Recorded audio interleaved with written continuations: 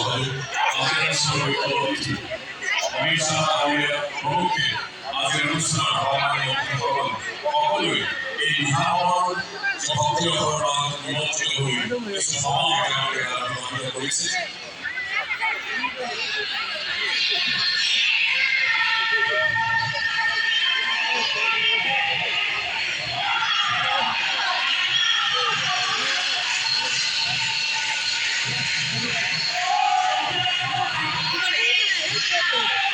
hello guys আমি আজি আহিছোঁ আমাৰ বৰদা থানলৈ যেহেতু অমিত শাহ আহিব তাৰ কাৰণে দেখিবলৈ চাবলৈ কেনেকুৱা মানুহজন দেখিব লাগে এবাৰ ঠিক আছে গাইস সকলোৱে লাইক কমেন্ট শ্বেয়াৰ কৰি দিব আপোনালোকক ইমান দূৰৰ পৰা আহি চাই আছোঁ দেখুৱাই আছোঁ ঠিক আছে बहुत डाঙৰ হৈছে প্ৰজেক্টৰ ভিতৰলৈ যাব এতিয়া নিদিয়ে আজি ওপেন কৰিব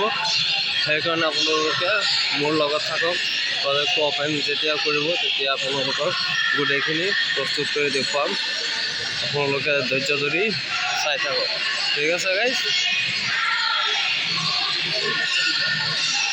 এসা বহুত ডাঙৰ হৈছে